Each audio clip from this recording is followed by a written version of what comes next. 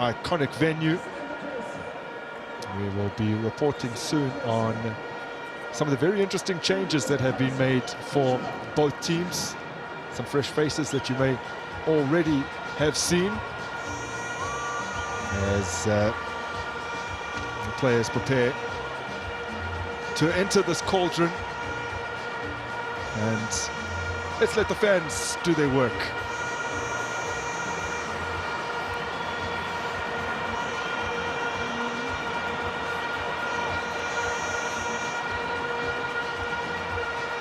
Our credit as well to the supporters of both teams who have come early enough not to necessitate any kind of delay to proceedings here. At about the 2 o'clock mark, reportedly at about 63,000 tickets sold. That number has probably risen since then. And the stadium is still filling up as the players get acquainted with one another. Kaizer Chiefs to come into this match having made 4 changes. They made 5 midweek, so there's been a lot of shuffling. Today, Munyane comes in for Solomons in what is a reshuffled back line that sees Konika shift to left back, unfamiliar position for him with Frostler unavailable. Slotting in at centre back is Thabo Moloi-Sane, makes his Chiefs debut, and as fate would have it, it comes against the side that developed him as a youngster. Higuedaro and Vilibai are the other players dropping out. Spesihle and Global returns, and Pulimori earns a first start of the season. Tekabodise has your formations. Yeah, Grant, I think we touched on the changes that has happened, but the battle is always going to be there in that midfield where Mabuwe, Mtetra and Ndlovu are, because there's not much creativity, but Batman will be looking to get onto the back table to run, maybe Peel as well on the left-hand side to be able to able those isolation plays, because it's very, very good in terms of that. But defensively, it's always going to be questionable when Koenig is playing as a left back runner, which is something that we've never seen. Moloi-Sane making his debut, so it's going to be very interesting to see then how then they communicate, especially with the crowd that's going to come into it. And it would be fair to say they have set up fairly defensively today, and notably without an out striker to try and test the defence of Mamelodi Sundowns. But that's what Fernando Cruz has gone with as he embraces Miguel Cardoso here. And let's look at how indeed Cardoso has lined his team up. 4 changes for Sundowns. Grant Kekana was rested against TS Galaxy on Tuesday.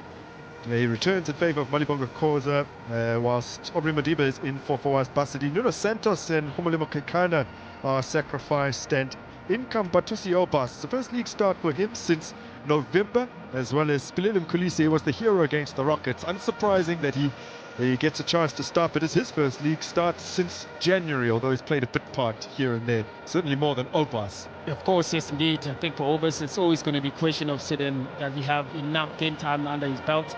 He knows the duties that he has to do, especially in that midfield, to just give protection towards the defensive line. Grant Kekana with Johannes, the combination that has played before, but Mkhulisi back into the lineup. Him and Ayende were expecting to play those short passes in between, but expect the runs from Matthews, expect the runs from Leon and Van Beek, just behind the defensive line of Kaizer Chiefs. A very mobile forward line for Mamelodi Sundowns that Miguel Cardoso has fielded today. His side had to come from behind against TS Galaxy on Tuesday. Spililim Kulisi is such a rare goal scorer. He managed to net twice. As we introduce you here to our match officials, a quartet led by Alfred Jabani. He'll be assisted by Kumusi Rasmusani and Chanchi Dlamini down the flanks today.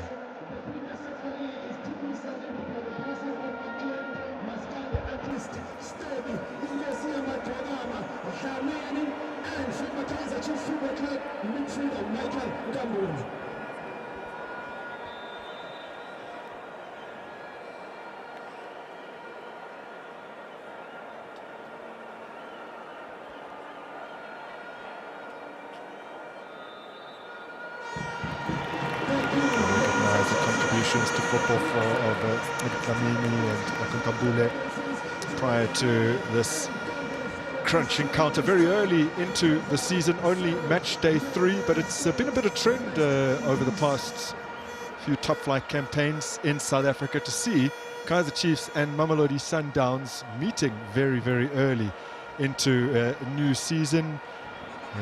Meeting the previous campaign came on match day 4 here at the FNB Stadium and resulted in a goalless draw. Mamelodi Sundowns dominated possession on that day, as they did when the sides played out a 1-1 draw in early May. A result that did have a bearing on the eventual title outcome, as Mamelodi Sundowns get us underway here, clad in their blue and white, and playing under bright sunshine. Worth mentioning again for those in parts of the country that did not have to experience the cold snap. It has been a very, very chilly week here in Gauteng and its surrounds, but couldn't have asked for better weather to stage this game. Yeah, we're very lucky to have a great weather today, and hence also, you know, the number of fans that bought the tickets to come and watch, because I can just imagine how unbearable it was going to be with the weather that we experienced in the past few days. But come to football, I think we're expecting a good football game, expecting Kaizer Chiefs to have more defensive solidarity, especially with the personnel that they have on the pitch. But with Mamelodi Sundowns trying to dominate the play, but will they be able to break down the defensive line that Kaizer Chiefs has? Trying to get in behind early with Antonio van Wyk. As the game wears on, we might get a better indication. It's very tight, and perhaps he's actually on there. Very, very tight, and that's the kind of play that we're going to expect from a Mamelodi Sundowns point of view. Yes, they will keep possession, but there is a reason why Van Wyk is in that position, to be able to make those runs behind Koneka. But also Matthews as well, we know him making those type of runs. Leon as well is a very mobile striker, so once they are in position of the ball, there's nobody pressing the man on the ball. From a Mamelodi Sundowns point of view, expect those runners just behind the defensive line. Peterson to Inacio Miguel, worked out here to Pulemon.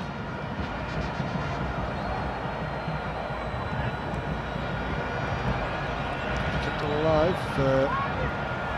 on that left-hand flank, but only momentarily.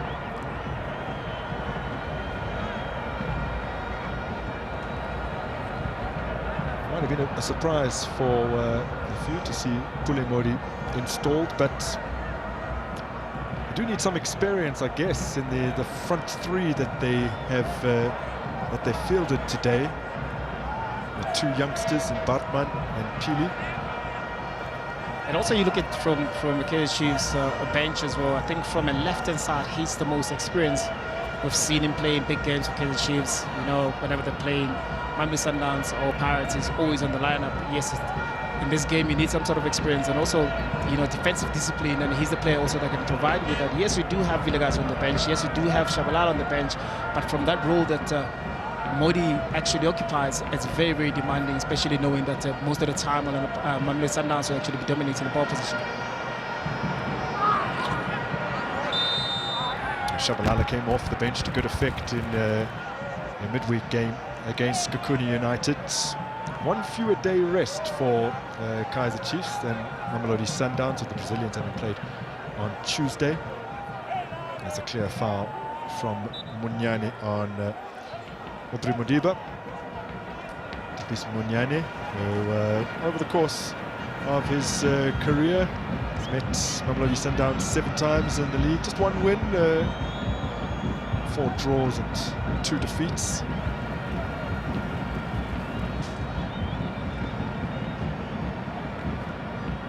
Elbas made sub-appearances in April in both legs of the CAF Champions League semi-final against Esperance, but in terms of the league, you have to go all the way back to November of last year in the 1-1 draw against Pirates for the last time that he started in the top flight.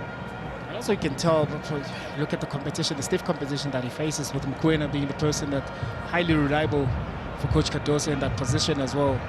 And for him to come back, he needs to start earning that berth. We spoke about it earlier today, and you know how physical this game is going to be, and we just hope that the referee will be able to control. Well, May's meeting was incredibly ill-tempered. Keanu Cupido had his collarbone broken by Spesitli and Glovo. The late Jaden Adams was sent off in that game, first for the challenge that broke Dusha Valala's arm, and then for a dive. guess the boot was high and dangerous, didn't really make that much contact. Off the mark now in Kaizer Chiefs colours is Luke Bartman. His first Amakosi goal coming midweek in the 2-0 win over Skukune, the opener. Great finish as well. Really composed stuff from the young man who has produced a few standout performances in the fledgling stages of this season. I guess also it helps when there's a new coach in the club. Everybody starts from zero to be able to give him a chance with the pre-season as well. I'm sure Batman, we've always known that he does have quality. The chances of him breaking through last season were very difficult, so they're here being given an opportunity to start in a big game like this, and also as a false nine, a whole lot of responsibility is going to go to him, especially after scoring the goal that you just alluded to.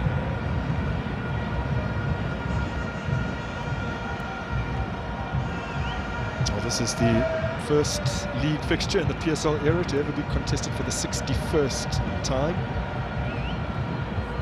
Sundowns, Chiefs and Pirates, the only ever present since 1996. These two meeting before any other meetings involving that trio. They hit that particular milestone first. It's been very even over the previous 60 league matches in the PSL era, as we've seen Kolisi clatter Mabwe. 21 wins for Kaizer Chiefs, 22 for Sundowns. It's pretty much as close as you can get, with no side having beaten Sundowns more often over this last 3 decades in the league. Next best, Orlando Pirates, have managed 15 wins over them.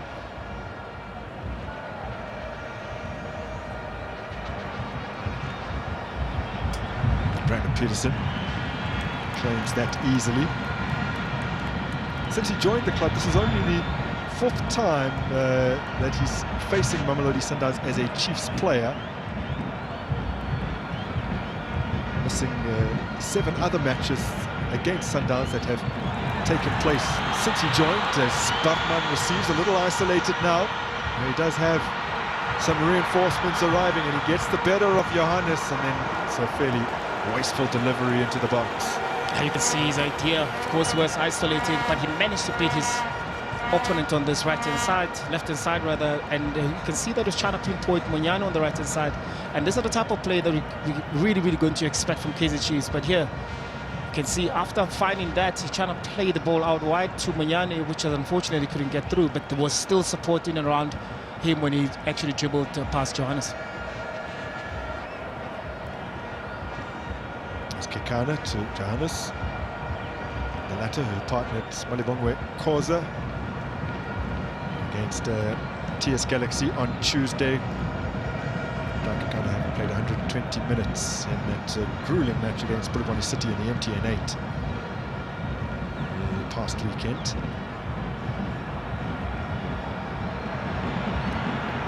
Kekana actually came on as a sub in the meeting in May after Cupido was injured.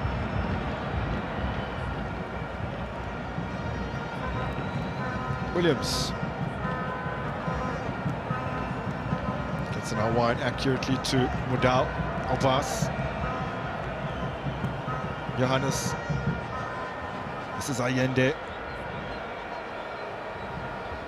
for Matthews, giving him Tet with a slip. Tashrik Matthews tries to roll it in for Brian Leon, well read by Inacio Miguel, but possession relinquished, and Sailor Mudau has it. Now Van Wyk works some space. Kolise's first touch is heavy, and the ball is strayed out for a goal kick. Sundowns are trying to get into closer to the goal, where they try those combination passes. Look at the pass here from Van Wyk.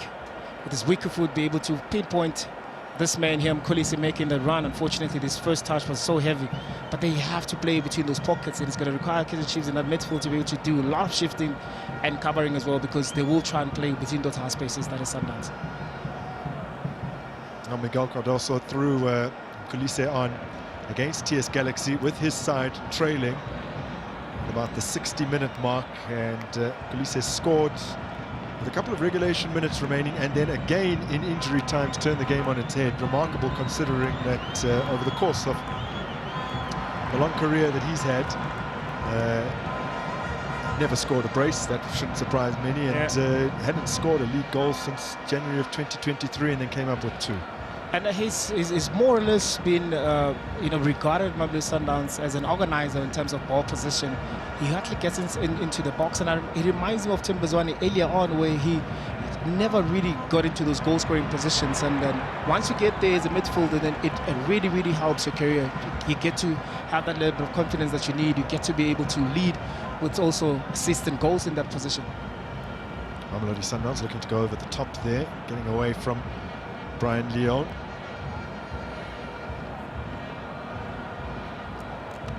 Shake of the head from Fernando de Cruz. First time he's overseeing this big fixture.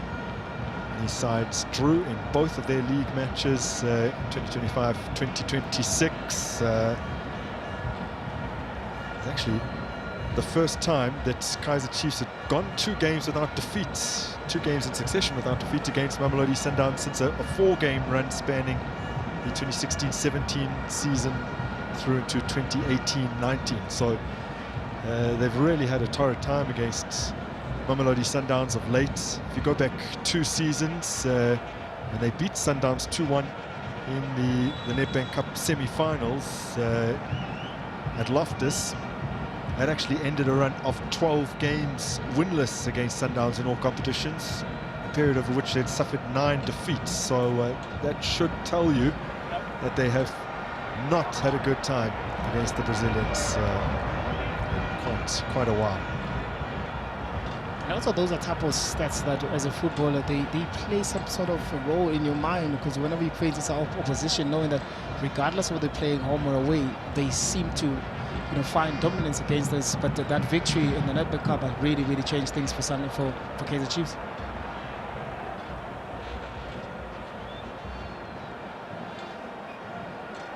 Chiefs produced an impressive performance last time they faced Sundowns. They were away from home at Loftus. They opened the scoring through Silva midway through the first half.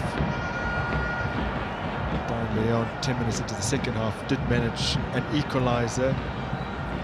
But the draw put to an end what had been 5, or rather 4 straight wins at home against Kaizer Chiefs for Sundowns, as Madal's caught offside. A period over which they had scored 9 times and conceded just once. So Chiefs had really been struggling when visiting the Brazilians. That was a good result for them. Clear offside here for Madal.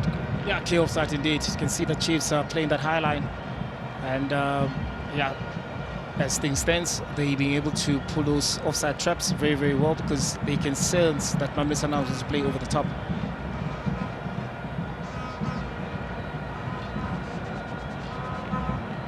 No surprise to see Sundowns holding the ball as they are. They had well over 60% of the possession in both of their league meetings last season. Ayende.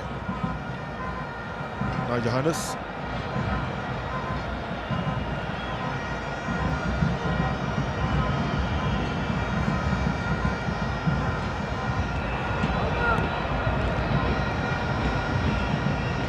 Picked up by Pili. Tetwa.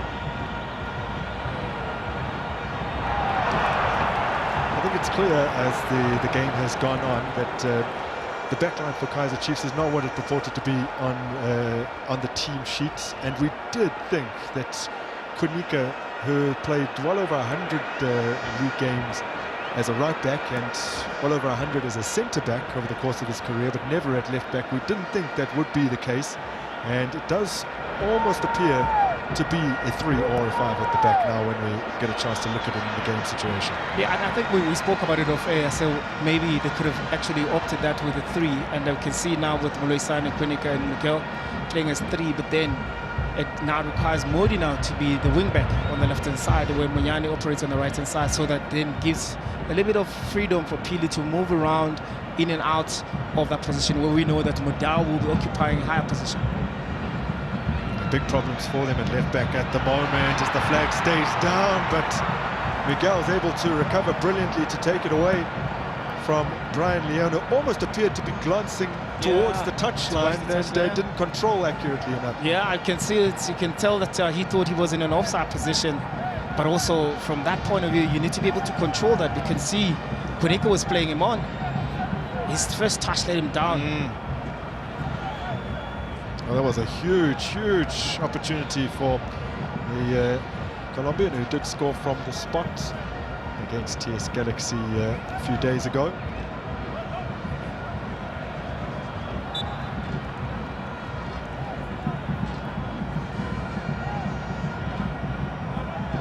Specifically, Clover not particularly pleased with the challenge on him by Allende.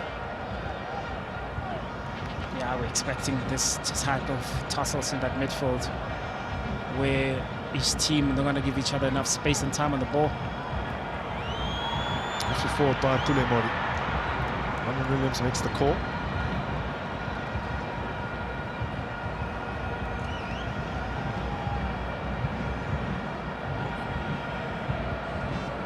Madiba plays today instead of Fawaz Basadin, who's completely out of the squad, although Divine Lunga will provide cover at left back. And it's an area, as we were pointing out, that has been particularly troublesome for Kaizer Chiefs at the moment. They're without Brad Cross, they're without Paseka Marco, and Reef Rossler, who's the utility player able to play on that flank, is injured as well. And perhaps the occasion too big for Kabelo Ngwesa, the youngster from development, who had a good little cameo on debut against Skukuni, coming on for Frostler last game. I also think from a coach, it's a good calling not to put the youngster under pressure in such a big game early on into the season. But also, when you do have players like Modi, be able to shuffle around and readjust your system a little bit. Of course, it compromises you going forward, but then defensively playing against Mamelodi Sundowns, yes, that can sustain the Mamelodi Sundowns type of play. But yet again, continues again in that midfield where it's so congested, and this is expected when Mamelodi Sundowns are going to counter press. You're going to see those Kaizer Chiefs also in certain areas are going to counter press. You're going to see a lot of fouls winning around that midfield pattern. Pili is up and running again, and gone down all on his own.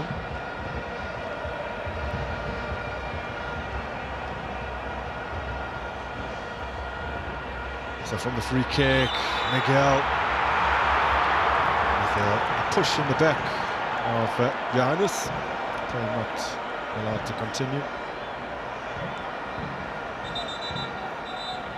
I can tell here Miguel was onside. If it wasn't for that push, Kaizer Chiefs was in.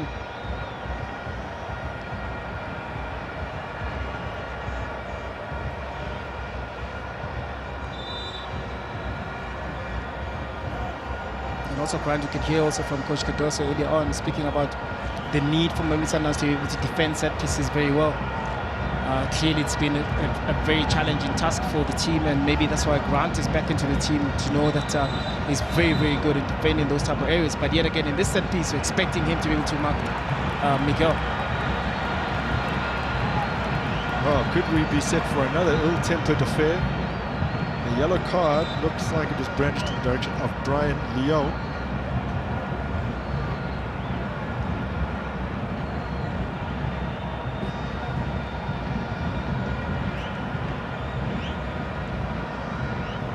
Chavani laying down the law.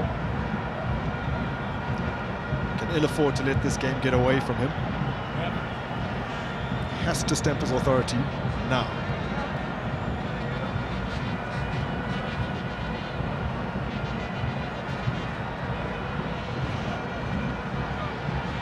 Well, for Chavani, it looks like he's ruling that Brian Leon initiated that confrontation with the initial push.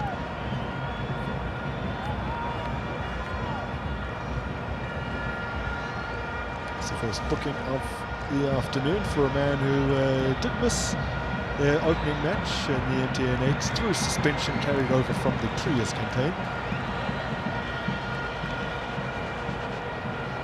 And MTN8's encounter with Pulwani City ending 3-2, a match which they had to come from behind, as they've had to in both of their matches this season, which have both won 3-2, but Bomokwena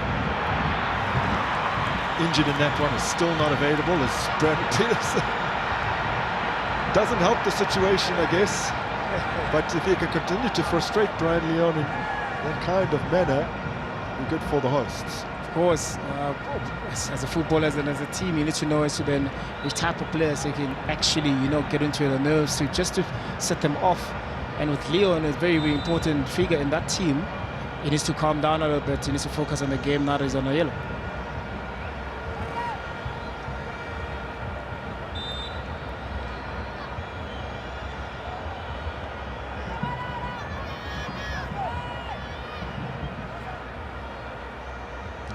Both players competing for the ball, but Munyani getting his toe on it and feeling the studs of Modiba on the top of his boot.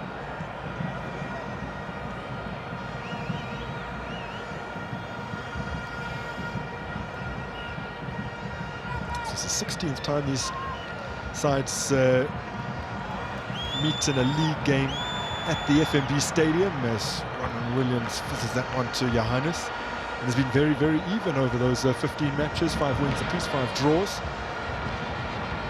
Although, as of late, Kaizer Chiefs at home to Mamelodi Sundowns have not had a particularly good time of it. Winless in their last 9 league games at home against Sundowns and 11 in all competitions. The last time that they got a home victory over the Brazilians was under a man who now sits in the dugout for the opposition. That's Steve Compella, all the way back in April of 2017. Now, can he keep it in? One runs away. 17 is It's a long time, and that's their only win in their last 15 home games against Sundowns in all competitions. Had a chuckle about it in the tunnel with Mr. Compella himself. Says he vividly remembers the game. Now Glover down under the challenge. Free kick for Kaizer Chiefs.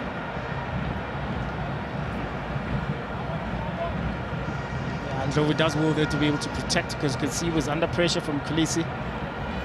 End up getting that foul just to get out of the pressured zone. But also when he has the ball like that, you need to be having centre backs just under him to be able to create space to be able to get out of that pressing zone, because it's very, very dangerous. Once the ball has been won there, they're going straight to goals. Nice battle materializing between two players of similar stature and similarly combative, the two of them. Yeah.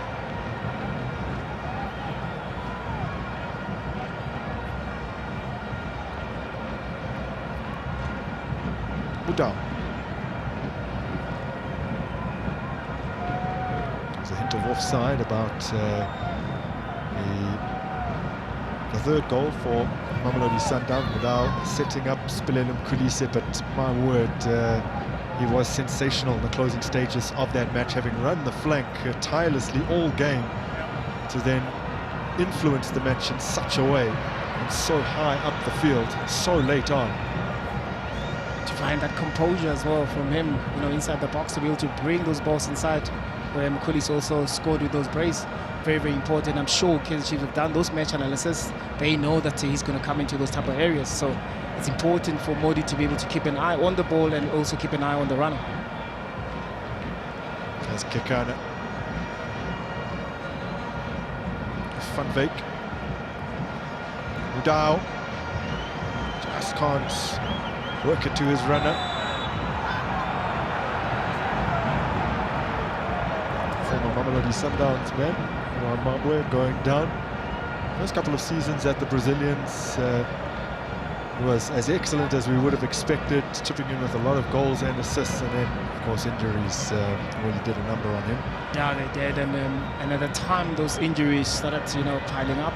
He was, I guess, moved from a striking point, striking position rather to play more as an 8, and he was so excellent in that position. I'm not surprised that he's doing so well for Kaizer Chiefs in that midfield.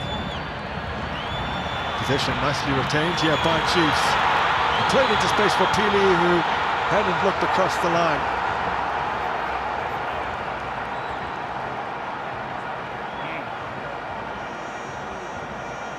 Look at Malebo Mabua. Of course, look at Pili. He was in an offside position, but maybe the better option was on Batman, who was on. But I guess maybe Lebo chose Pili because he was so closer to him. It was easy for him to be able to spot him, but they will be looking dangerous like this on the break. That is Kaizer Chiefs.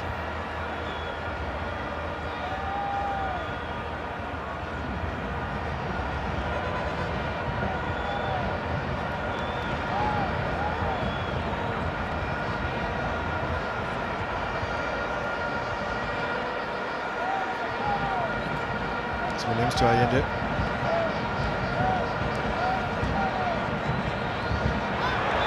Fake. Goes to execute the little relay there and side down by Ignacio Miguel. He's the latest to enter the referee's book, joining Brian Leo.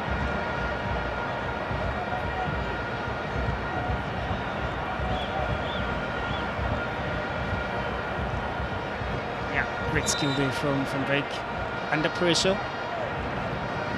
Unfortunately for this man, because he had to step into those lines, because you could see Koneka, you can see the other defensive line dropping.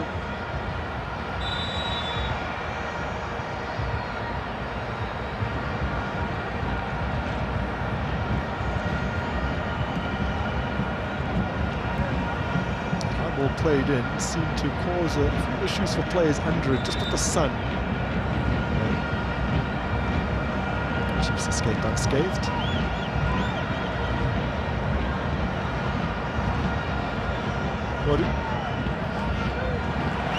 Nicely done by Mabue.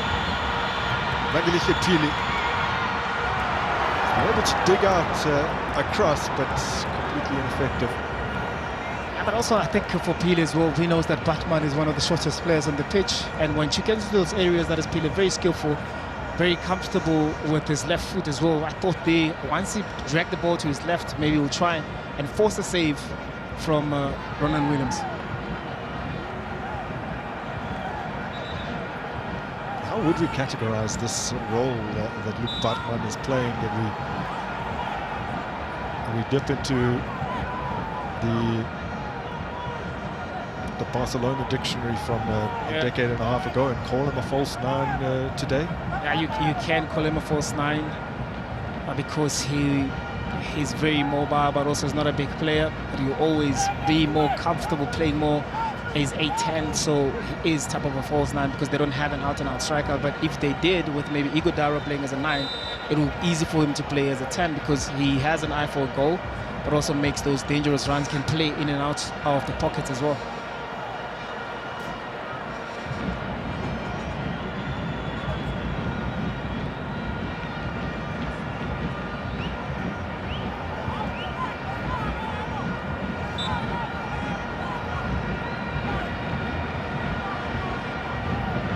To the 0-0 draw in last season's corresponding fixture, there had been a first half goal in the 4 meetings between these sides that preceded it. In fact, there's been a first half goal in 5 of the last 6 meetings between these two. That 0-0 was very rare, it has to be said. Sundowns had scored in 11 games prior to that before eventually being shut out on that match day 4 meeting, as Miguel meets that with his head at its highest point. The last time Sundowns had actually failed to score against Chiefs was the 2019-20 season. It was also first goalless draw in 16 league matches and in 21 games in all competitions. That should tell you how rare it is, and it's certainly not what we're anticipating today. Yeah. Indeed, it's a game. You can see how tactically both teams are. It maybe requires just a goal to open up a little bit. If it doesn't happen in the first half, we can expect that to happen in the second half, especially for Mamelodi Sundowns that are here to try and get that victory. But Kaizer Chiefs also being able to know that they're very dangerous on those breaks. They still have players on the bench that can actually come into the second half and change the game for them. On that day, just under a year ago, which was a midweek match, by the way, attended by 75,000 people. Yeah. Such was the excitement after the 3-game winning run the Chiefs had put together at the start of the campaign. But in that game, they restricted Sundowns to just 7 shots in total and just 2 shots on target over the course of the 90 minutes. Those 7 shots were the fewest they managed in any game this season, jointly along with the 1-1 draw with Orlando Pirates. It was quite an achievement, a defensive achievement on the part of Kaizer Chiefs.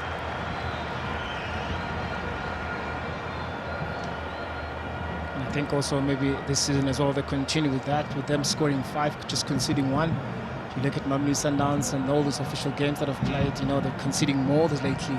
And we've known over the years that Mamelodi Sundowns are not a team that concede more goals. Oh, Van Beek did brilliantly to get himself up off the ground and gather possession once again. Peely takes it out of the air. Can't locate Bartman. Now Mudau. Stanley drives it forwards. He's found Van Beek. Looking to shift it onto his right, which he's done brilliantly, but it did give the Chiefs defence an opportunity to close him down, and the effort from range is wayward.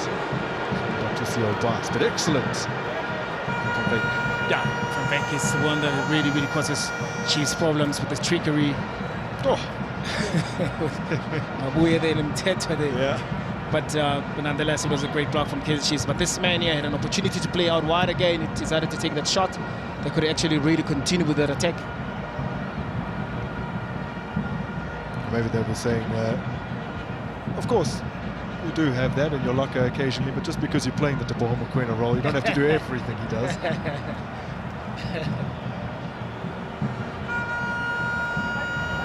Mokoena he scored once for Sundowns against Chiefs, and that was in the Nedbank Cup semi-final. We actually took the lead in that game just before the half-time break. Back with Wandile Duba as well as Ashley Dupree, who's since departed back to Stellenbosch as Roman Williams gathers just inside his area. Speaking of Stellenbosch and Dupree's return, how about Kieran Pleitjes, the debutant last night, first debutant in PSL history to score a hat-trick when they made an outing. A big congratulations to him. Yeah, he's got his name under the history books. Yeah.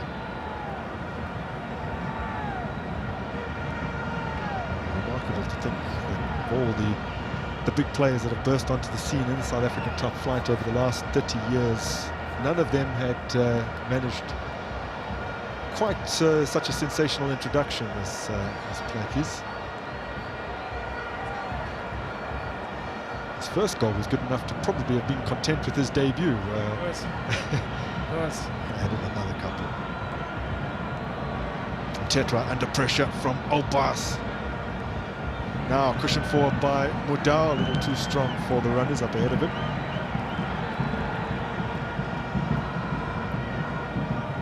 Past the half-hour mark, still level here at FNB.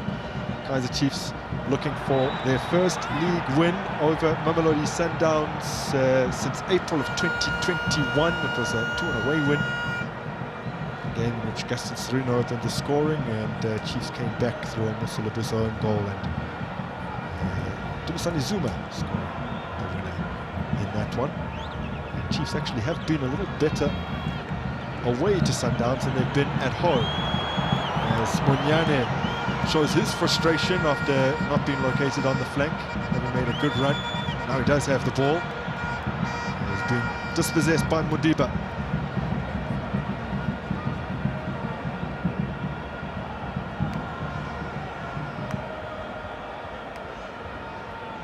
Mudau again.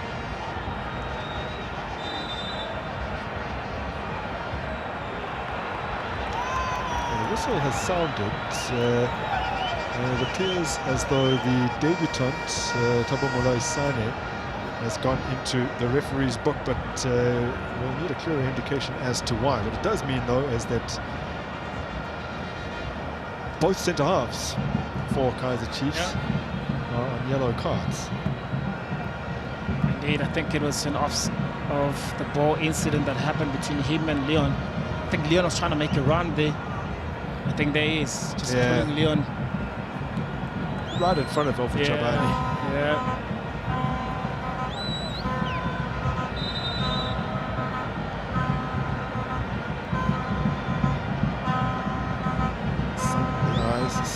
problem for the Chiefs' defence. It's floated in here by Allende. A little bit of a risky one from Glover to not it back into his own penalty area, but managed to clear.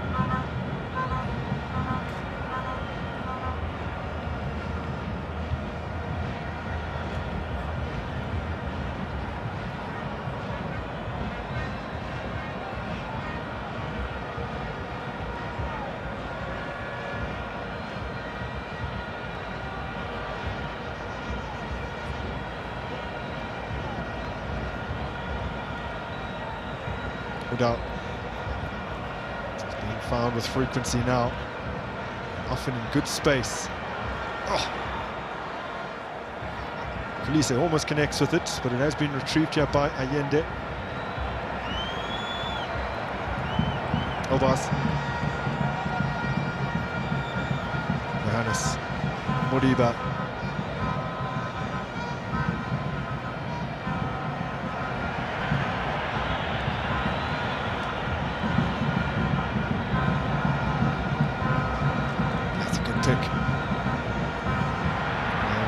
Jabani disinterested in the appeals from Van Veek. Also, the ref was rightfully positioned there, not far from where the play is. Maybe he felt like maybe Van Veek was taking a dive because after losing the ball.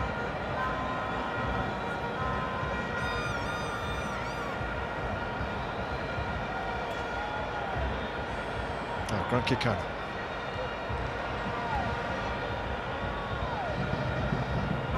Slotting in between the two centre halves. Now Modiba from Johannes.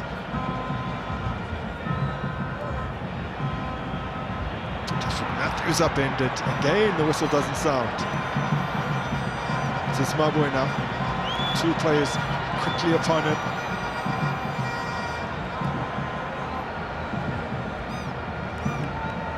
Just as soon as Kaizer Chiefs have possession, they've handed it back to their visitors again. I guess they does well with the first initial play after bypassing that counter press that Mamelodi Sundowns has, but the second toss always lets them down and they lose position regarding that.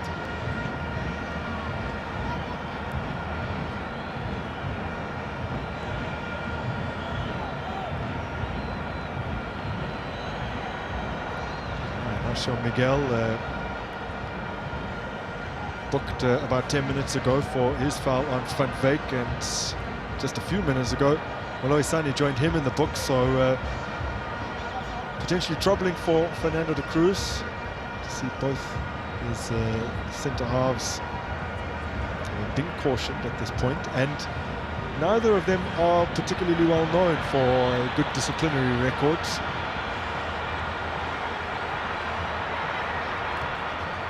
Modiba floats it up. Leon looked to attack it, and then Opas on the volley, first time. And that one balloons into the stands. Yeah, that ball was inviting for Overs to try and take it on the volley. But on the left-hand side, I guess also with Matthews with 1v1, I thought he was going to just try it a little bit quicker and just put the ball in his strong foot. Look at the depth of that team. Some of the youngsters there didn't even get a chance to look at who's around it. Saw Letlaku and Tata Sabia in the middle of our picture.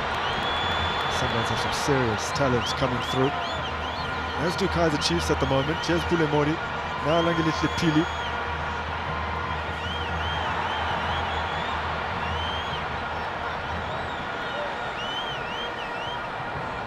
Oxenteke.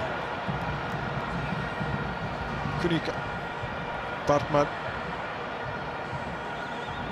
Kunika again. Slipping it through here for Pili. Going down under the challenge of Johannes. They will like the position of this free kick. Yeah, spoke about how Pili with the Modi on the left-hand side. It gives him so much freedom to be able to maneuver around in those type of parts of the pitch. Yeah, it draws a foul from Johannes because he was just crossing over. And I'm sure with the set pieces, Kaizer Chiefs will try and benefit from those. You can see also the first set piece that they had, if it wasn't for the push from Miguel, they were in business. So they're looking also to get into the top of areas as well. You know, pinpoint the tallest men on the pitch with Quinica, Miguel, and Mamelodi Sundowns as well.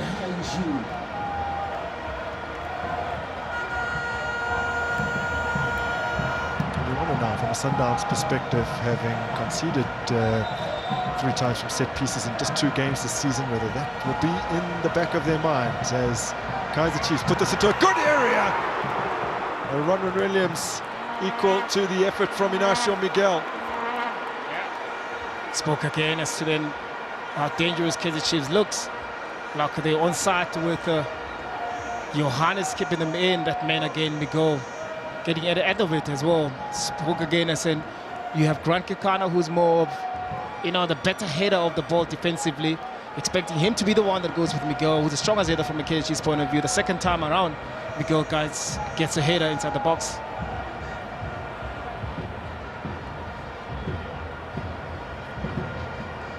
And undoubtedly the best Kaizer Chiefs chance of this opening period. Approaching the interval now, just under 5 minutes to play. Kekana wants some movement and he gets it from Mudau. What a release here. Kuliso Mudau rolling it across. Some desperate defending, but they do get it clear. Namkulise collects. Lifted into space for Modiba. Chance still on here for Sundowns with plenty of men upfield.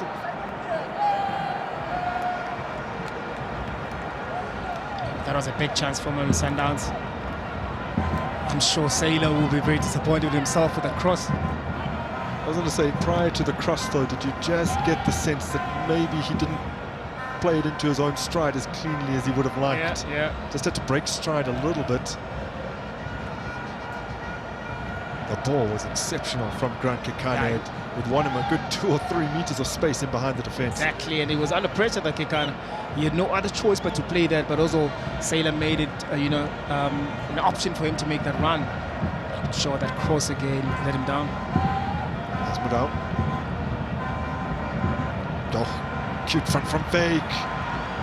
Mudau's done brilliantly to get away from Pule Mori. Flicks it through for front fake. Losani takes care of the danger.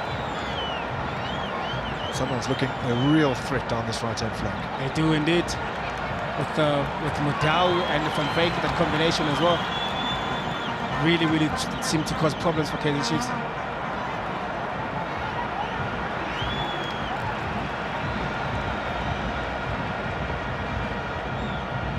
Maybe Matthews on the opposite flank not having quite as much success against Munyane, which is why we've seen them so frequently venture down the right. Although with that said, they're trying to make inroads on the left this time around with Modiba and Allende. Beautifully disguised pass from Kulise. Kulise whips it across. Miguel repels it.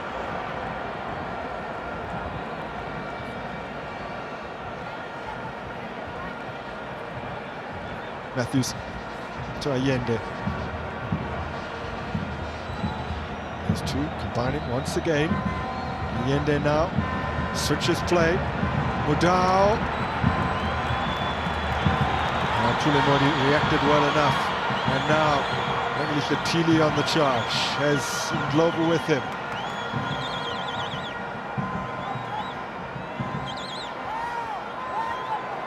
It's a real melee right outside the Sundowns dugout.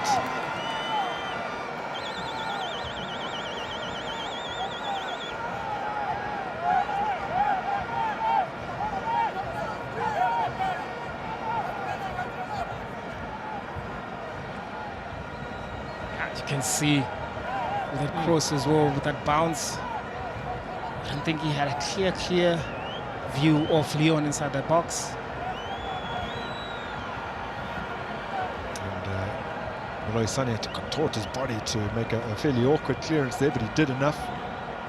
And the Sundowns youngster left the club in 2020 to chart his own course, moved all the way to Cape Town with All Stars. He is a Tonga-born lad, so that's a fairly significant move to make a lot of the time. Players going from Gauteng to the Western Cape. I left Gauteng and went to Limpopo for me to come back. Well, from there it was KZN with Maritzburg United, and then of course the impressive stint that he's had with Stellenbosch. Although with that said, probably better the season before last than he was in 2025-2026. Do recall a couple of red cards. That's something that he'll know he needs to work on. Also gifted with a fabulous long throw ability, so a new weapon for Kaizer Chiefs this season. Now, as we draw towards the interval, Batusi Obas has gone in hard here. He's the second Sundowns player to receive a yellow card. Crunching challenge on Mabwe. Yeah, it is indeed.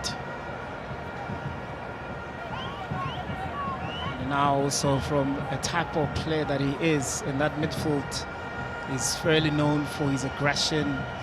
And I'm sure with the yellow card, it will take a lot of sting from him in regarding the aggression that he needs to put into this game.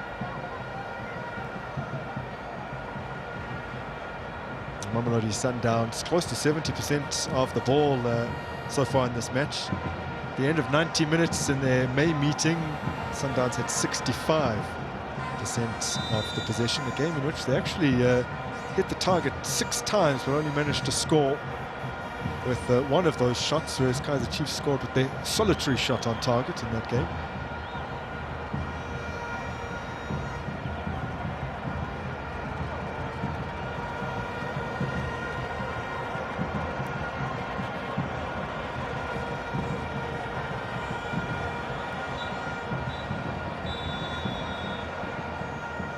That's it for the first period here at the FNB Stadium. Kaizer Chiefs and Mamelodi Sundowns still deadlocked at 0-0. Both sides have gone close on occasion. Moloisane trying perhaps to argue his earlier yellow card. Both he and Inashe Miguel, 2 centre-halves, have been cautioned. Miguel, a good header saved by Ronwen Williams. That's probably as close as they've come. Whilst for Mamelodi Sundowns, Mudau's influence on the right-hand flank has been evident, just hasn't been able to play that telling ball just yet. Well, looking forward to the thoughts of our studio panel at half-time. We'll catch up with myself and Tiko Modise at the beginning of the second half. It's beautifully poised here.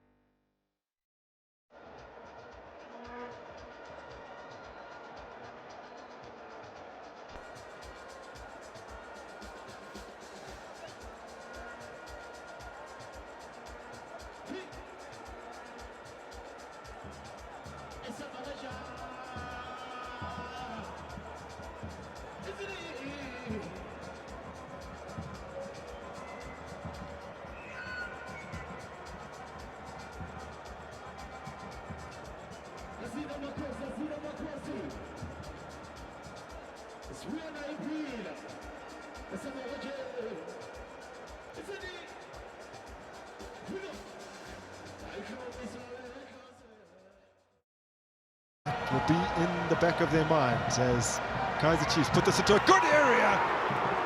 Ronwen Williams equal to the effort from Inashe Miguel. Spoke again as to then how dangerous Kaizer Chiefs looks. Like they're on side with Johannes keeping them in. That meant how dangerous Kaizer Chiefs looks. Like the onside with Johannes keeping them in. That man again, Miguel, getting at the end of it as well. Spoke again and said, you have Grant Kekana, who's more of, the better header of the ball defensively. Expecting him to Will be in the back of their minds as Kaizer Chiefs put this into a good area. Ronwen Williams equal to the effort from Inacio Miguel. spoke again as to then how dangerous Kaizer Chiefs looks. Like the onside with Johannes keeping them in. That man Will be in the back of their minds as Kaizer Chiefs put this into a good area. Ronwen Williams equal to the effort from Inacio Miguel. spoke again as to then how dangerous Kaizer Chiefs looks. Like the onside with Johannes keeping them in. That man Whether that will be in the back of their minds as Kaizer Chiefs put this into a good area. Ronwen Williams equal to the effort from Inacio Miguel. Whether that will be in the back of their minds as Kaizer Chiefs put this into a good area. Ronwen Williams equal to the effort from Inacio Miguel. Whether that will be in the back of their minds as Kaizer Chiefs put this into a good area. Ronwen Williams equal to the effort from Inacio Miguel. Season whether that will be in the back of their minds as Kaizer Chiefs put this into a good area. Ronwen Williams equal to the effort from Inacio Miguel. Season whether that will be in the back of their minds as Kaizer Chiefs put this into a good area. Ronwen Williams equal to the effort from Inacio Miguel. The back of their minds as Kaizer Chiefs put this into a good area. Ronwen Williams equal to the effort from Inacio Miguel.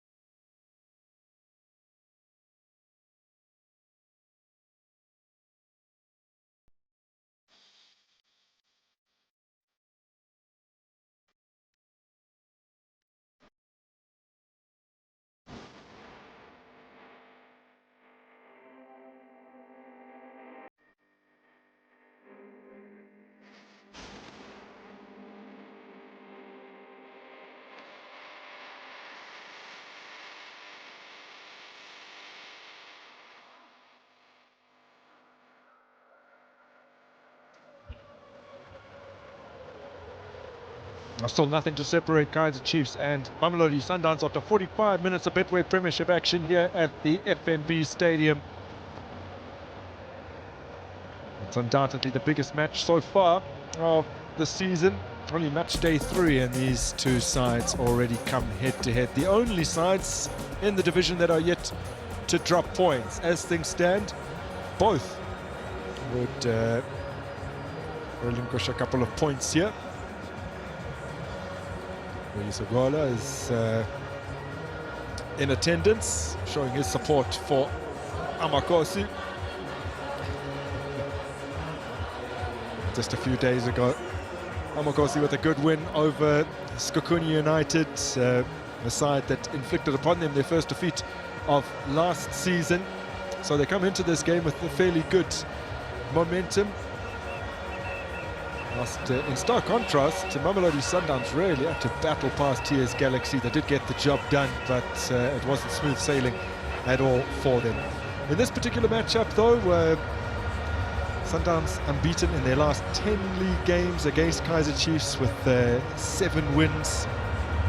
Before the 0-0 draw at the beginning of last season, they had won 6 league games in succession. Kaizer Chiefs looking for their first league victory over Mamelodi Sundowns in over 5 years. You have to go back to April of 2021 to find it, and since then Sundowns have outscored Chiefs 19 goals to 5 across that 10-game unbeaten run in the league. Ronwen Williams is the only goalkeeper that's had to make a save so far. He plucked out the header of Inacio Miguel after a good set piece from Kaizer Chiefs.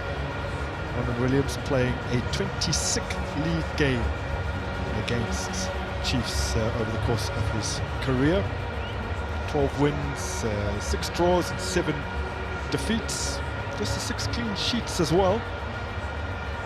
With Mamelodi Sundowns, 6 league matches against Kaizer Chiefs, 4 wins and 2 draws, yet to lose against Chiefs as a Sundowns player that's in the league.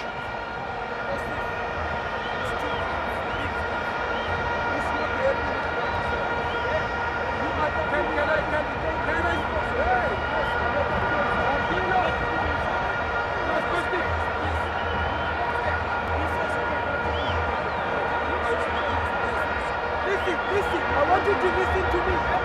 I'm the referee of this game, and the 2 benches must obey the rules, okay? He's not happy, I'm not happy, but let's respect the game.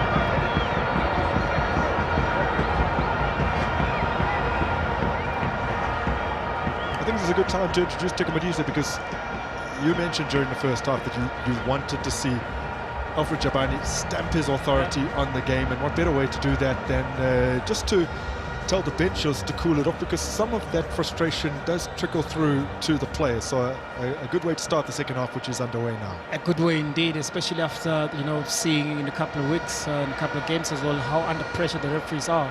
And there's a big game, he needs to stamp his authority. And yes, even in those dugouts as well, rightfully saying, all those fouls, all those emotions, they'll eventually get into the players to start playing a type of football that they're not here for.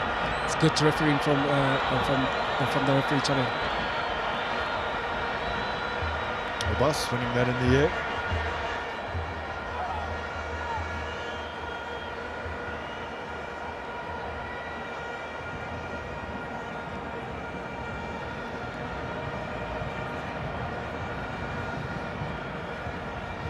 And his throw cut out again.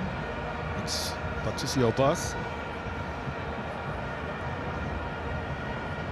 He and Brian Leon on yellow cards for Mamelodi Sundowns. Obi Modiba with the foul, and a free kick here for Kaizer Chiefs in a very promising area. Indeed. I think Lewo is the most fouled player now from Kaizer Chiefs. He's winning so many free kicks for Kaizer Chiefs, and now early in the second half in the right area, where Kaizer Chiefs also have seen twice in the first half where they dominated inside the box and via set piece, where Miguel was the person that got the end of the ball. So let's see if they'll continue with that. Maybe Mamelodi Sundowns have maybe realized that they need to defend a little bit better regarding the set piece. Maboya, having won the free kick, will take it. Bends it in, and it's well defended by the man who perpetrated that foul, and Obi Modiba. Everything comes full circle, and now it's Antonio van Beek. Strong challenge from Tetwa. Tetwa continues the chase. Williams to Obas. Now Modiba. In total, he's come up against Kaizer Chiefs 25 times in all competitions over the course of his career. 11 wins. Scored a few goals against them as well too during his time with SuperSport United, and one for Mamelodi Sundowns. The opener in a 1-1 draw back in 2022, the tail end of the 2021-2022 season, in which Nange equalised, and Riyad Pieterse saved Keegan Dolly's penalty late on, which could have won the game for Kaizer Chiefs. As I end.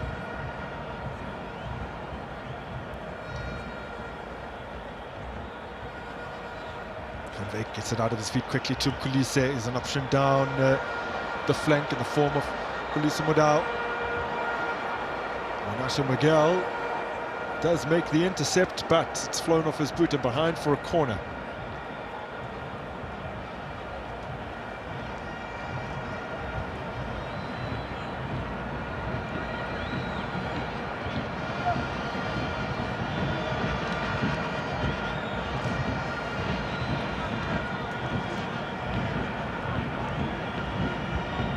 Peterson raises himself. Van Beek on corner duties. We didn't see a single corner in the opening 45 minutes. It does speak to a lack of attacking intent from either side. There's 3 shots and no corners. Tashreeq Matthews hangs that up into the box. Easy claim from Peterson.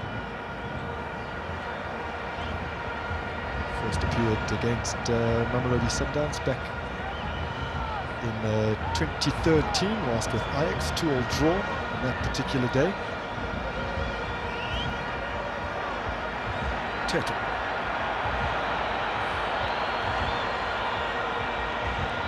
Tulemon.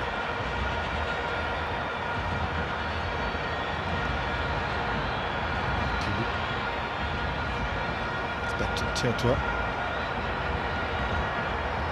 There's Miguel. Ndlovu. Tetwa. It's nicely worked. Mabue.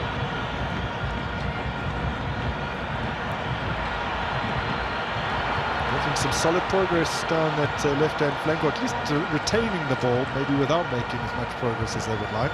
Yeah, now they seem to be more calm on the ball than as Kaizer Chiefs. We saw in the first half, whenever they win the ball, they quickly give it to Mamelodi Sundowns. Now they're trying to really get a hold of the ball and trying different ways as to then how they can rotate and trying to penetrate Mamelodi Sundowns' defense. And no excuse for teams of this quality not to be knocking the ball around on this surface, which had already been drastically repaired last season, so they only did a little bit of reseeding at the beginning of this new campaign, and it is looking really good. Kulise, some stray studs going into the arm and the midriff of specifically Ndlovu.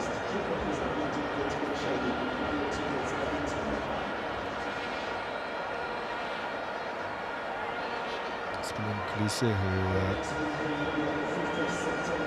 who last appeared in a league match back in January, 2-0 win over Skakuni United. Also played against TS Galaxy in the Nedbank Cup back in February, but man, it hasn't seen a lot of football, or at least a lot of regular football, over the past few years.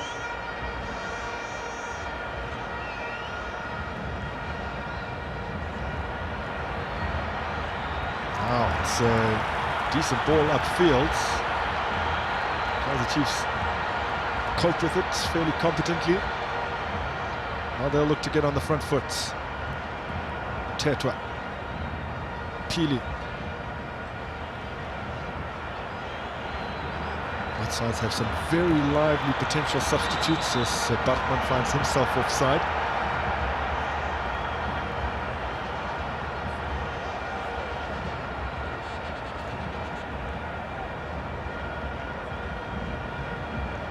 You can see the Kaizer Chiefs are slowly trying to continue with that penetration from the left wing, from the left side rather.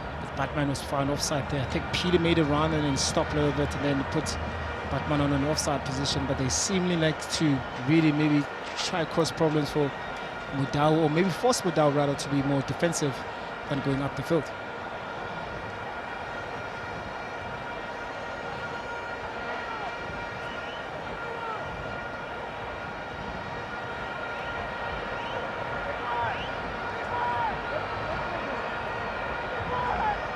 Jabani doesn't appear to be happy with the pressure of the match ball.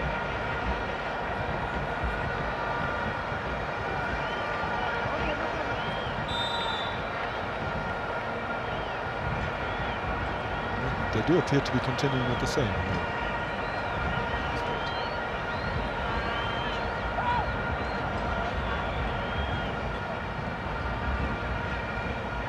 Obas.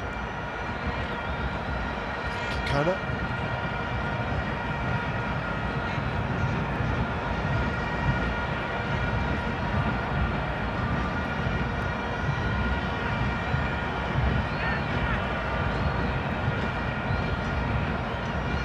All the way back to Ronwen Williams once again.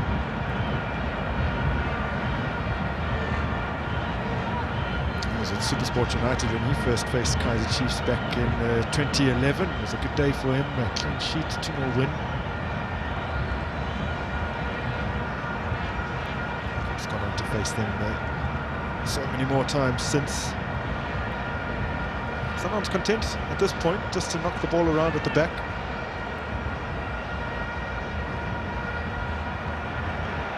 Now Van Veek.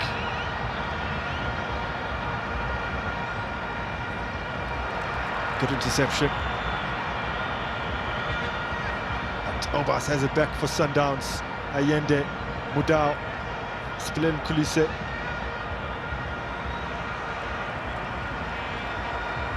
Mudau wins the throw in. Now Allende.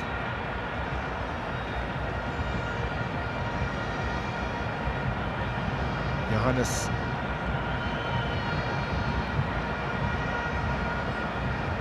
Allende to Kulise.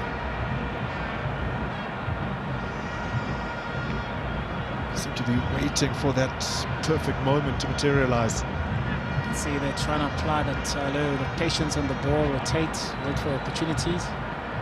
And Kaizer Chiefs also, they're moving very well in that midfield to try and close off those half spaces that Mamelodi Sundowns want to use. Tony van Veek offside this time around.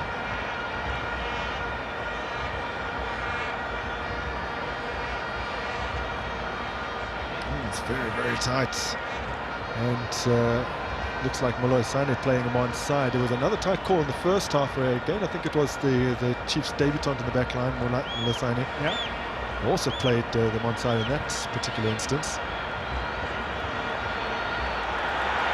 Munyane. Well, Munyane wasn't able to take it in the way that he wanted.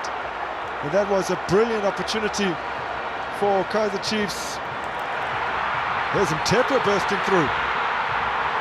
Strong challenge by Johannes Pili. Right on the edge of the D.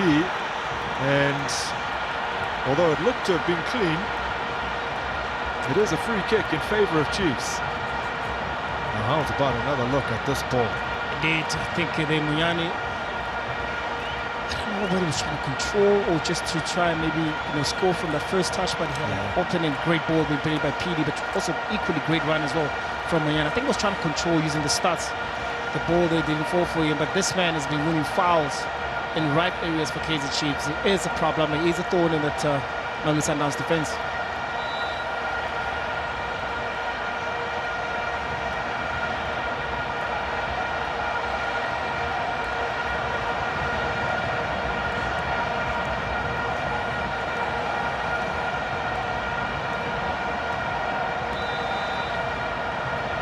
No Chiefs player has scored a direct free kick in the league since the opening day of last season.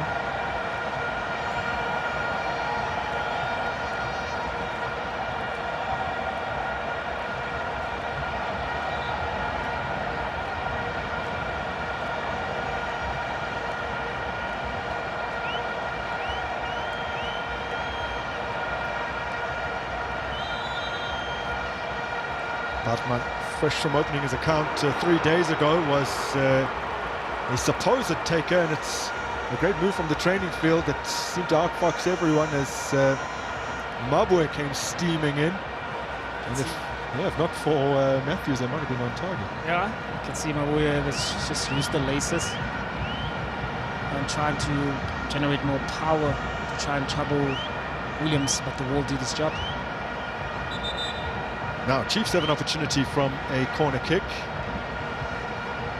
Approaching the hour mark here. Both sides have resisted the urge to make any alterations to the 11 that appeared on the team sheet prior to this match.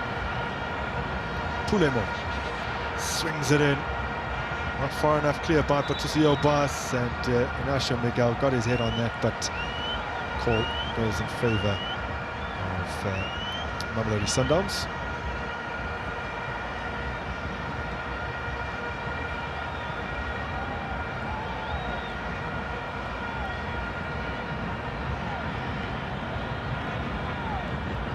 And just about gets it out of his feet in time.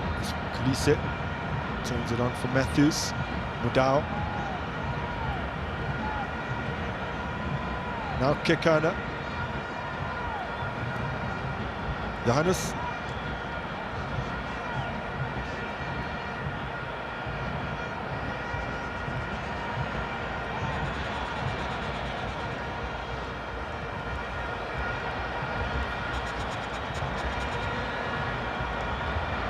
Matthews can't control Tetra now. He has one option up ahead of him in the form of Luke Bartman.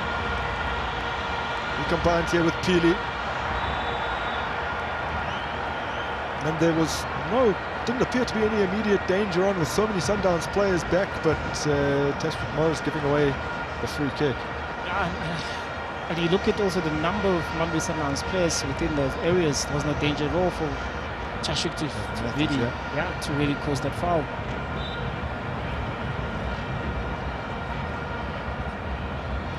Just Tashford Matthews. I think he might have been outfoxed there. And now Williams again, he's getting frustrated with his defence. they're allowing these situations to actually occur.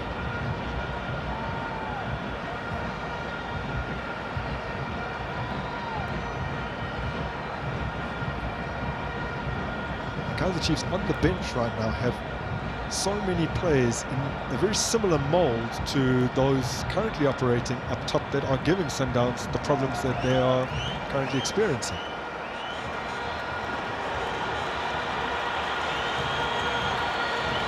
I would imagine the crowd very keen to see the likes of Dushabalala and Vilakazi, Andile Duba as well, who already got himself twice on the score sheet in the opening match.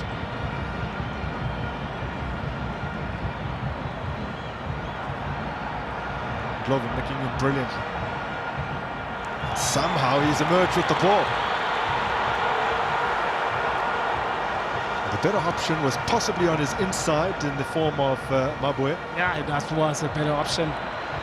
Indeed, you can see how frustrated Mabue was not receiving that ball from Ndlovu. Now Matthews has won a free kick here. That's a great area for Mamelodi Sundowns. Yeah, that game, that guy, Miguel again on the yellow card. He needs to be very, very careful within those areas as well. But also can see as to then how she's lost the ball. It really forces the defensive line to step up a little bit, because then they're still so far behind. And it forces your Miguel or either Moloisane or Kunika to be able to step up a little bit to try and close off that Mamelodi Sundowns space without allowing those oppositions to be able to turn.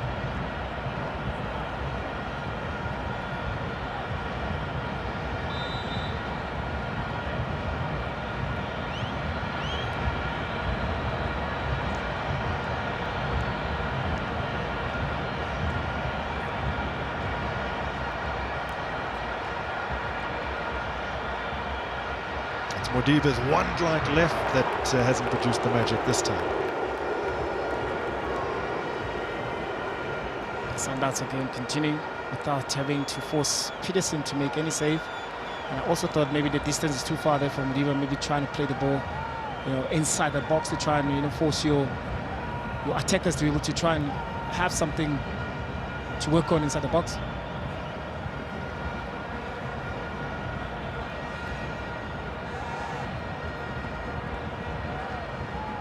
Zayende. Obas.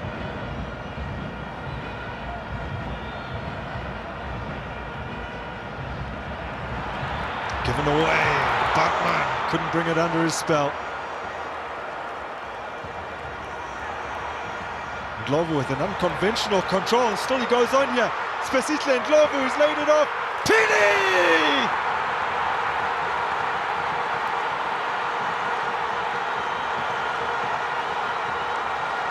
Oh, the man for the big stage opens his Kaizer Chiefs account in such a massive match.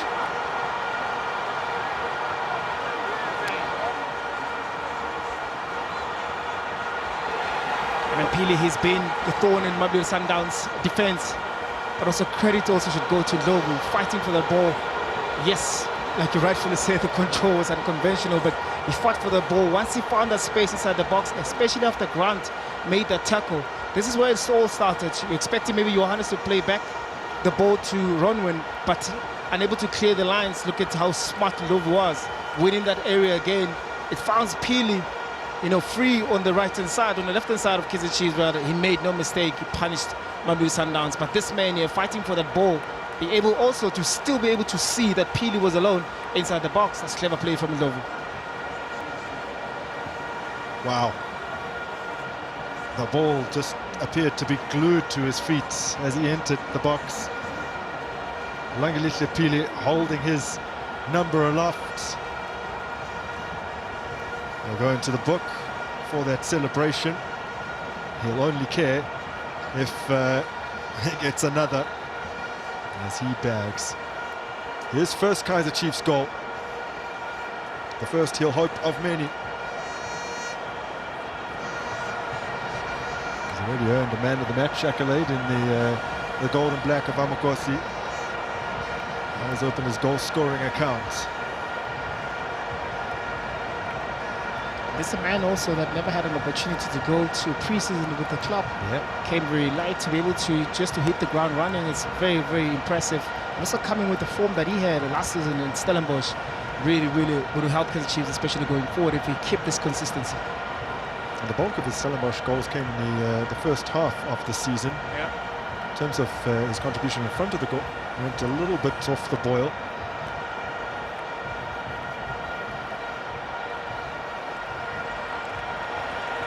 So it is Mamelodi Sundowns who have to chase the game here. Kaizer Chiefs could be on the verge of a historic win, considering how poorly they've performed in the league against Sundowns over the last 5 years.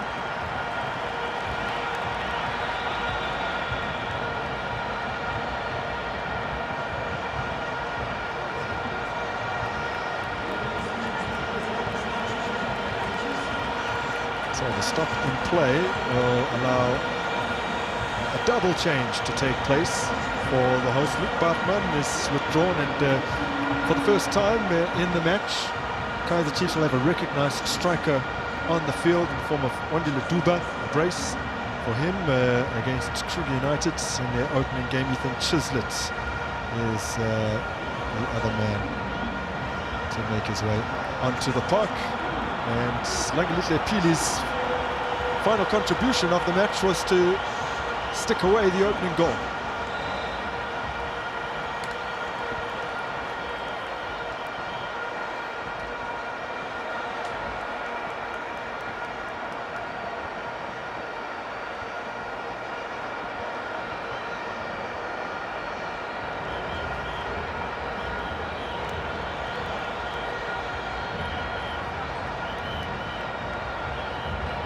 Allende gets it forward. Talba Miguel.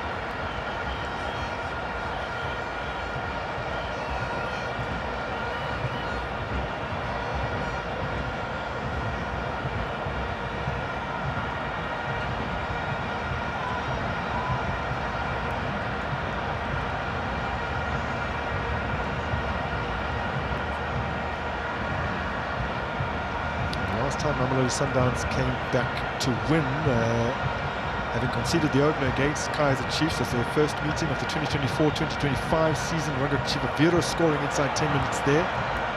Lucas Ribeiro as well as Ikram Reyners getting on the score sheet, both inside the first half to turn the game around.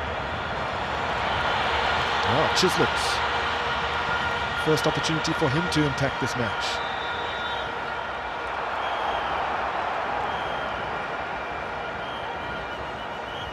Sundowns have taken it quickly. Elbas to Johannes.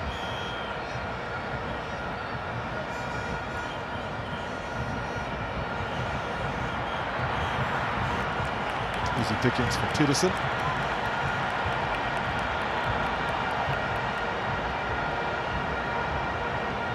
It's been a very frustrating afternoon for Brian Leo. Especially now in the second half, we haven't seen much of him. He hasn't been really getting those balls because Mamelodi Sundowns has been rotating without, enough penetration to be able to get him on the ball. But he's the striker that wants to be on the run all the time, playing on the shoulder, so he needs those type of balls to be played, especially from Modiba or on the right-hand side, that is Modal. He needs to get involved, especially now that they're chasing the game.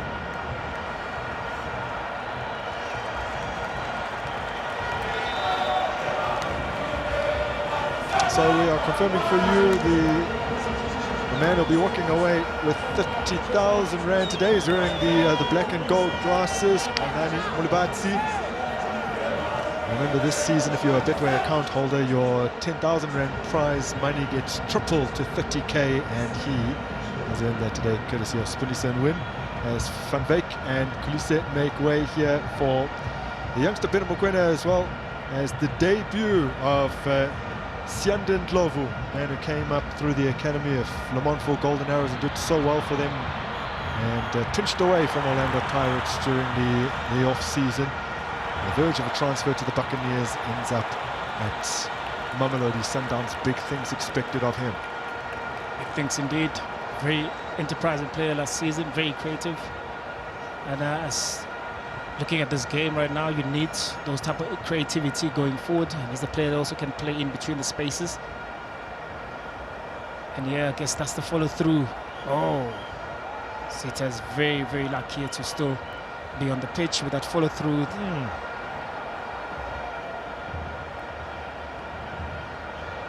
Yeah, so now we have a situation where Kaizer Chiefs have 3 centre halves on the field, and all 3 of them now have a yellow card. Up in the stands, the own brothers watching on their side have the advantage. Still 20 minutes to go against the champions of Africa, a side that in both of their competitive matches so far this season have come from behind to win. Moriba. It's away by Minyani. Dow gets under it. And then good header clear by Mabue. Oh. Well, the yellow card came out immediately. The foul on the halfway line, a cynical one from Tashreeq Matthews.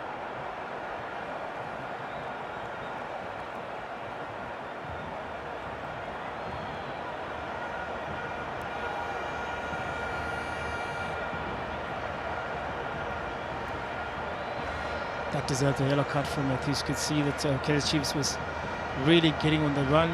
They had more numbers going forward. Ball being won very nicely there from Kaizer Chiefs. Matthews there took one for the team. Yep, the proverbial professional foul, taking one for the team. And who knows what could have developed from there. Yeah. Miguel Cardoso in conversation with Fabio Fernandes and Steve Compella. If you weren't with us in the first half, Kaizer Chiefs are inching closer to what would be a first home win in the league against Mamelodi Sundowns for the first time in 9 years. First time since 2017 when Amakosi were under Steve Compella.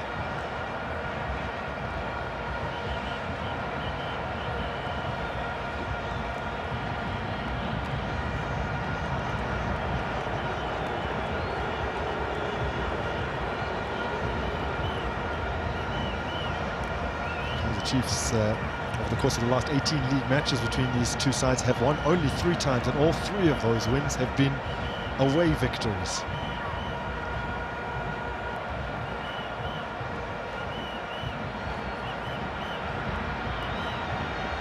Biramukwena spinning away from danger and still somehow retaining possession here, eventually dispossessed by Mtetwa. Some real urgency here from Mamelodi Sundowns. Allende picks it up. Matthews, Moriba, and Kanika will clear. The play continues.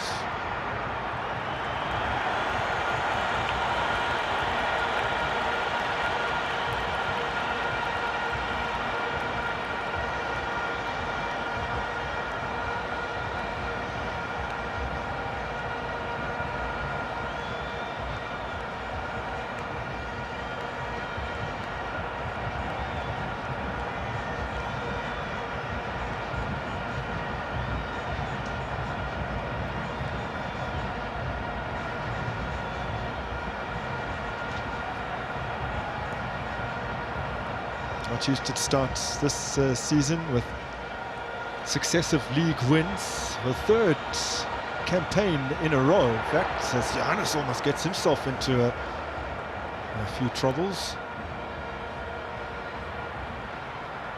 Can they make it 3 wins on the spin to open their campaign as they did last season? Oh, that is sensational. Now Allende has a chance. And can't beat Peterson at the near post, but Sianda Ndlovu was earning himself some new fans very early into his Mamelodi Sundowns stay. That was a clever play from him. I thought the ball went out, still fought for the ball. Nutmeg still created an opportunity for Mamelodi Sundowns in the box. Now Sundowns have thrown on another attacking reinforcement as Miguel gets it clear. Cassius Mailula is on. Man who did come off the bench to win them the MTN 8 quarter-final in extra time as it is a goal. First touch. Well, he's just run onto the field. We'd have to count it by the seconds. But it's been only seconds. And Cassius Mailula, one of the shortest players on the park, rises to head that beyond Peterson. It's the most remarkable equaliser.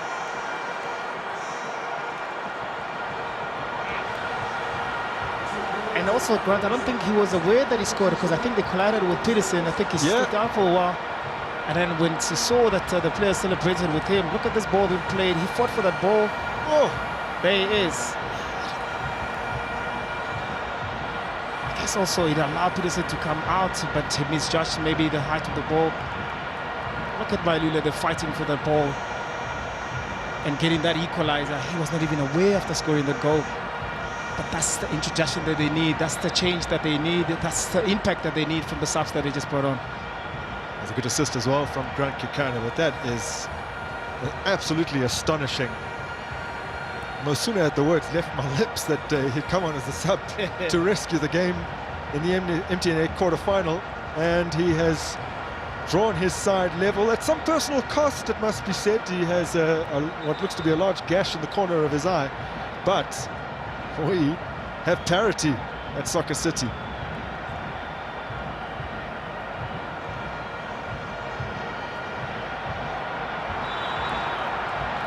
I think maybe we need to speak to the van and have someone count the seconds that Cassius Mailula was on the field for before he scored.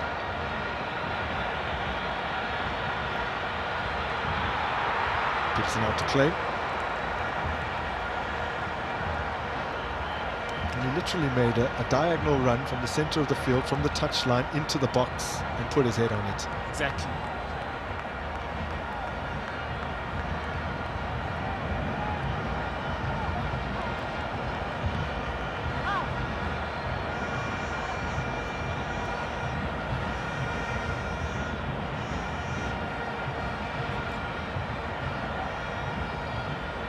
Williams.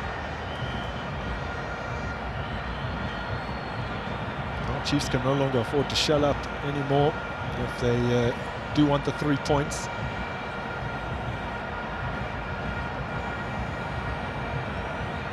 I think that resort to that mid-low block that they had in the first half. Now that the lead is gone, they'll try and reshuffle and shift a little bit the workload again on that midfield where Mabuya, Ndlovu and Tetwa.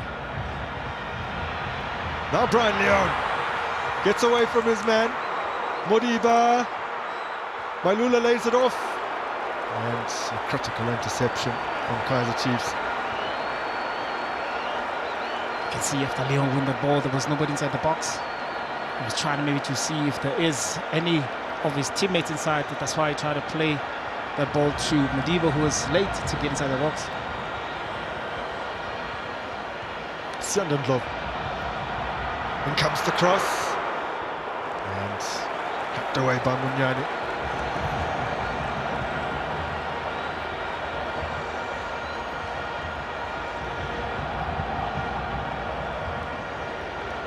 Giannis for Obas.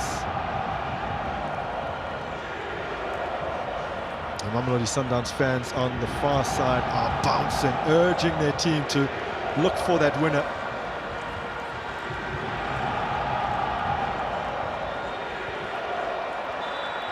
A free kick for the visitors.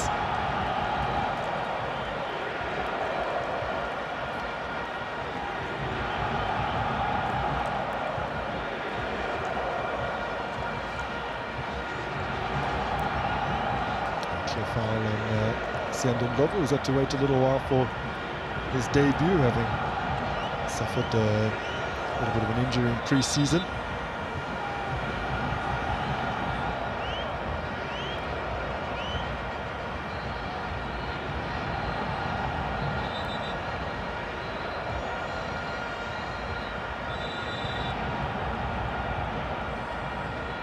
Allende's ball in. No one got a touch.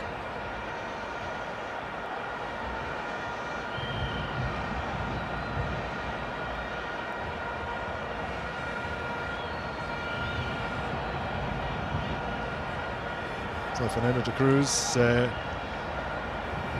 plotting how to restore their lead. Strong on 2 players already.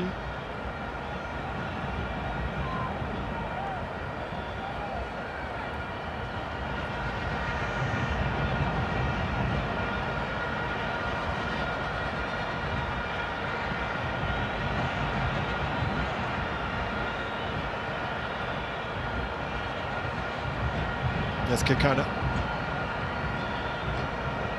Johannes Allende. Mailula looking for work. Kekana.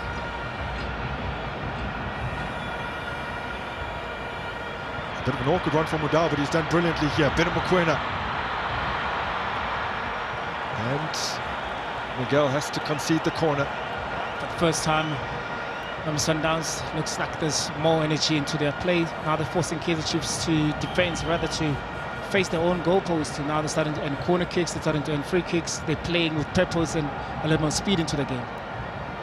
And it comes easily away and then hit with some ferocity by Mudau. Awkward bounce. And Duba gets the call.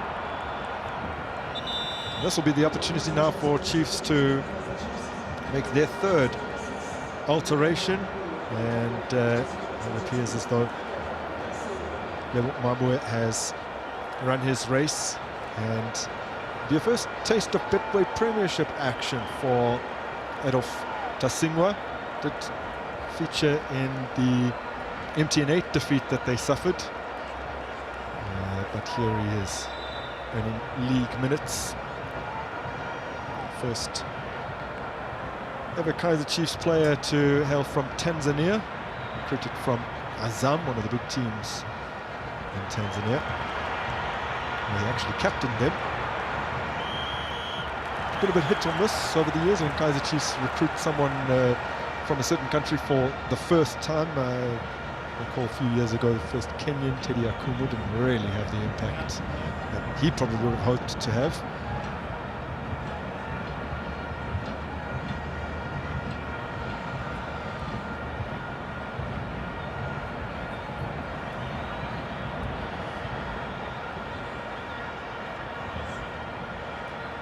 Beno Mokoena.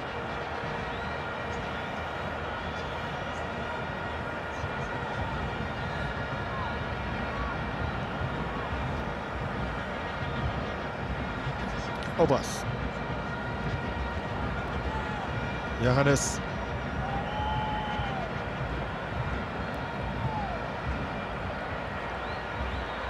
Mokoena again. Mudau.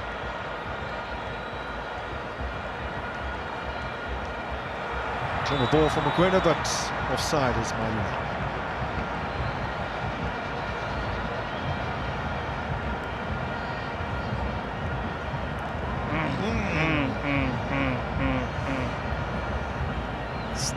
Too many tight calls that we're witnessing in this game.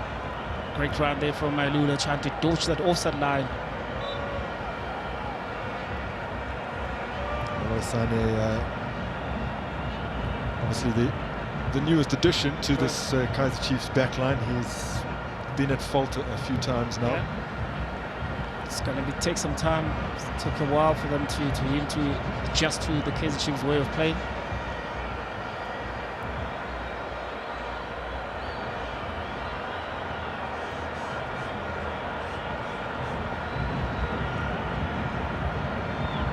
Tetwa.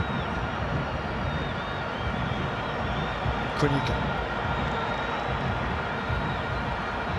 Sprays it out wide. It's a good ball too. Patricio Obas gets the clearance, a little awkward. Now Mudau helps it along. Through for Cassius Mailula. Opri Modiba. Allende.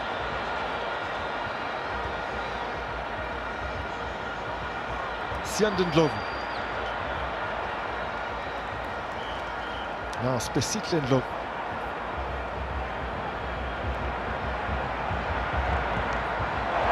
Oh, Brandon Peterson, not the best clearance. He's gotten away with that one.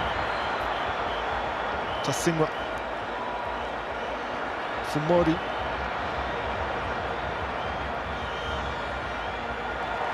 Modi's ball for Chislett. Cut out by Johannes.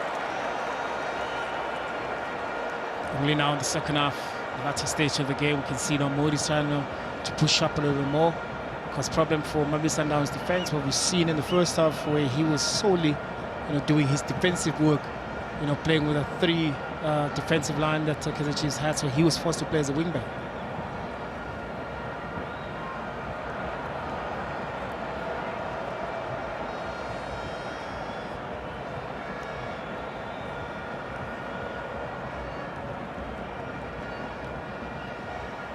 Can Sundowns do it 3 games running?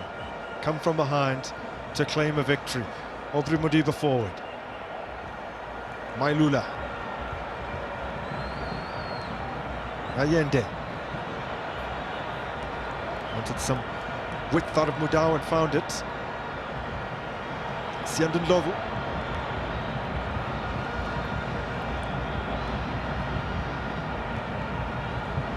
Allende. Obas.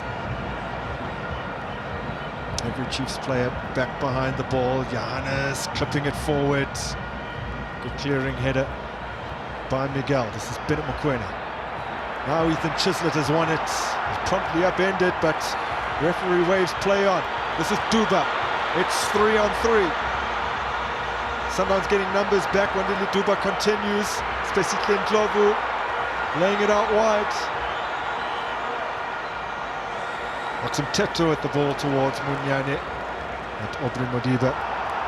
Watching it well in the air and then under pressure, handles it. And later on, Kaizer Chiefs have a free kick. And it's another free kick in a great area. Another free kick indeed in a great area where we've seen Kaizer Chiefs trouble Mamelodi Sundowns defense in those type of free kicks rather. And I guess also this man getting that yellow card because of the foul after losing this ball, but the referee also allowed the play to play on. Ooh.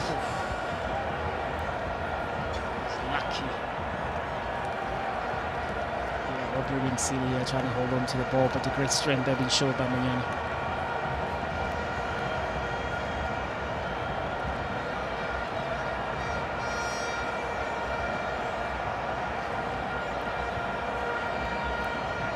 Kaizer Chiefs have scored so far 6 goals in their 3 league matches, and 5 of those 6 have come in the second half, including today. Chislett stands over this free kick.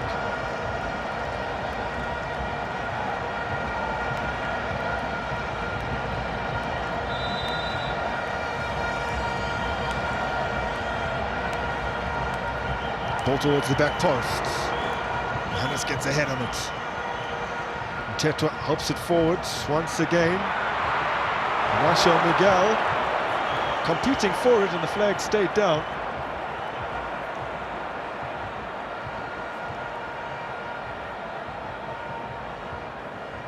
Tasingwa stepping in. Miguel. And Ndlovu, and then Tasingwa. It's messy in the midfield. It breaks here for Johannes. 1 minute of regulation time remaining at the FNB Stadium. Aubrey Modiba, Batusi Obas. They have numbers forward here. Siandun Ndlovu lays it off. Mudau.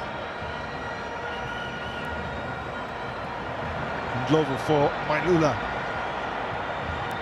And Ndlovu!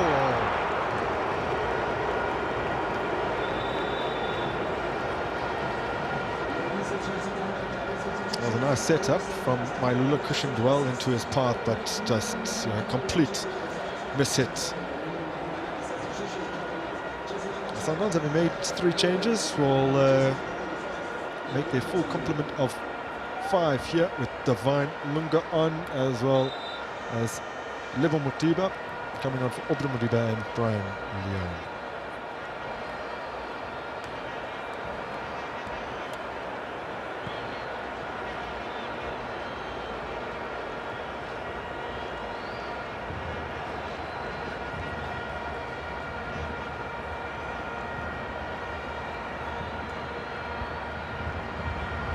First involvement for Lunga. Allende. Obas.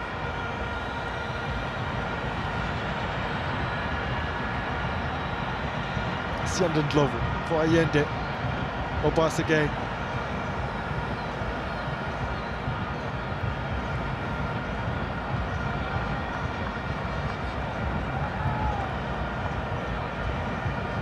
Chiefs moving well as a unit, making it very difficult for Sundowns to penetrate here as Allende plays Mudau. It's a good ball for Bena Mokoena. He steered it in behind, but it gets away from Motiba. Great play from Mamelodi Sundowns, showing that a little bit of patience. Mokoena, great turn in that half space, but the ball was too strong from Motiba there.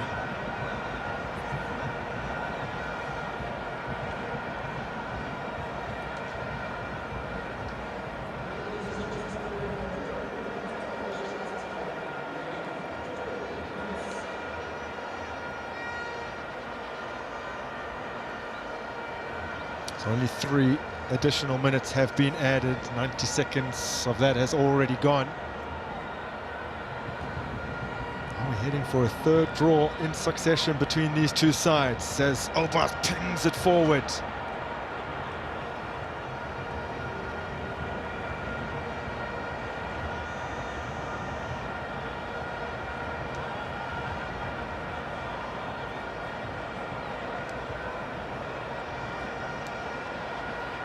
And if things stay as they are right now, and there is only a minute remaining, it will mean that every single side in the Betway Premiership, most of whom have still only played 2 games, would already have dropped points. Not a single team would still sport a 100% record.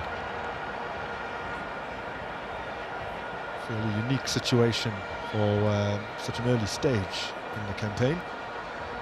Mailula, Sundowns could still have something to say about it. Yeah, especially after that victory that they had midweek. That's a brilliant ball forward. Mokoena! Oh, wow, that has skimmed the top of the net. A great day off there being done by this man here, Glovo. Look at Mokoena there, he knew exactly what is it that he wanted to do. Look at the right contact, using the right, area of the foot, but unfortunately he couldn't hit the target.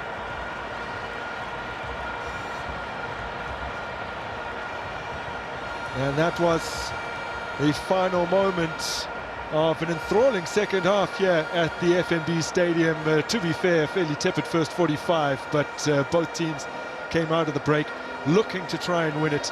Kaizer Chiefs going ahead courtesy of Langlihle Pili's first ever goal for the club, and then on came Cassius Mailula and his second stint at Mamelodi Sundowns to score with his first touch just mere seconds after entering the fray. Indeed, the game came alive from the second half.